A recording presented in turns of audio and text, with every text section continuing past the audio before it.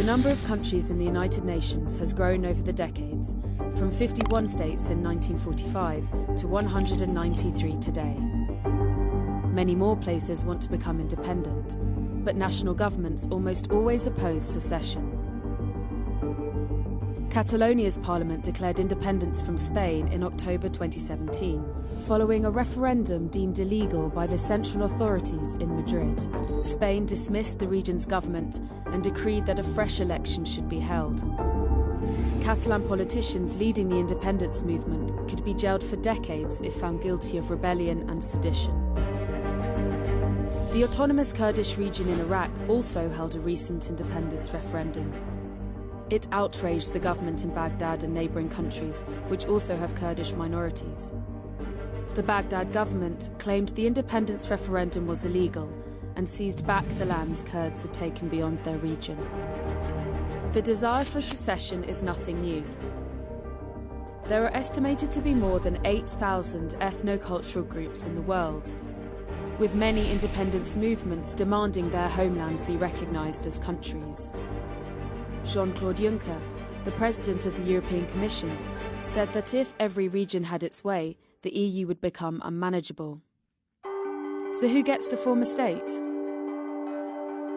There are no clear international rules. The 1933 Montevideo Convention declared that a region needs 4 things to become a state: a permanent population, a defined territory, a government, and the capacity to enter into relations with other states. But these are only guidelines. Ideally, a region would also meet other conditions, such as show that a clear majority have freely chosen independence, respect its own minorities, have a viable state, and settle terms with the state it leaves and its neighbours. In practice, all of these conditions are hard to meet.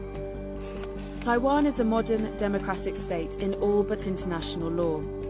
It's an island off the southeastern coast of China, which has its own constitution, functions as an independent state, has democratically elected leaders, and was the first place in Asia to rule in favour of gay marriage. Per head, it's around 3 times richer than mainland China. But China regards Taiwan as a renegade province. It insists that no country can have diplomatic ties with both itself and Taiwan. Only 19 countries, plus the Vatican, officially recognise it. Somaliland is another region seeking to be recognised as a country. The semi-desert territory on the coast of the Gulf of Aden declared independence from Somalia in 1991. It has its own government, police force and currency. But no foreign government recognises it, perhaps for good reason. To recognise Somaliland would encourage other separatists in the region. It would undermine the already weak federal government of Somalia, and it would probably lead to war. There have only been 2 major changes to African borders since the 1960s, and neither is a success story. Eritrea declared independence from Ethiopia in 1993.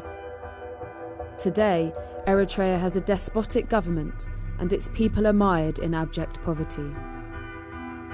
In 2011, South Sudan seceded from Sudan, making it the world's newest country. Soon after South Sudan formed, civil war broke out, displacing 2.2 million people. Although a ceasefire was signed in 2015, the country lies in ruin, plagued by hyperinflation, famine and violence. Independence has a romantic ring.